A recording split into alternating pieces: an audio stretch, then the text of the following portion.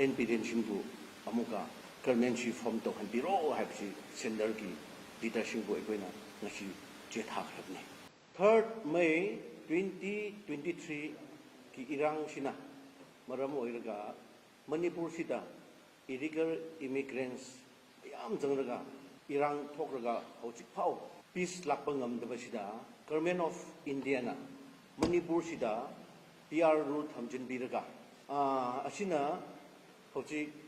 Free ꯑꯣꯏꯕ ꯅꯠꯇꯦ꯫ ꯆꯤꯡꯗꯝ ꯑꯃꯗ ꯆꯠꯊꯣꯛ ꯆꯠꯁꯤꯟ ꯍꯧꯖꯤꯛꯐꯥꯎ ꯌꯥꯗꯦ꯫ ꯑꯗꯨꯒ ꯑꯁꯤꯅ ꯑꯩꯈꯣꯏ ꯄꯕ꯭ꯂꯤꯛ ꯃꯌꯥꯝꯕꯨ ꯍꯦꯟꯅ ꯋꯥꯕ ꯄꯤꯌꯦ꯫ ꯑꯗꯨꯒꯤꯗꯃꯛ ꯑꯩꯈꯣꯏ information centre four hill areas ꯃꯅꯤꯄꯨꯔꯅ ꯑꯊꯨꯕ ꯃꯇꯝꯗ ꯒꯚꯔꯟꯃꯦꯟꯠ ꯁꯦꯝꯕꯤꯔꯣ ꯍꯥꯏꯅ Honorable Shri Narendra Modi, Prime Minister of India, aduga Honorable Shri Amit Shah Ji, Home Minister of India, Moinibu, siya ama thagre ngasi. 2017 ki mamangda Manipur si protest, ban blockades, aduga mi arrest toba yam leirame. Aduna chingdam anisi yam kinaraga leiba matam sida 2027 sida government anova sarkar lakba sida biren na luchin biraga hoi 2017 sida yam peace chingdam ani gi maragda lungsiba yam le aduga developmental program su yam pai khapire war on drugs sisu mana pai khallaga ase khoi gi youth singsi future gi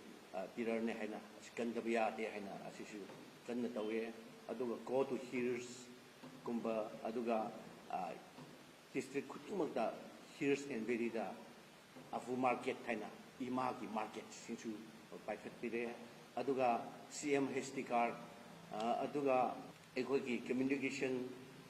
aduga health gi sector dasu aduga education system dasu asumaina yam burap pibni asigi damak ekhoina yam harawe aduga nungsi janana leiramnaga hojik irang si leibagi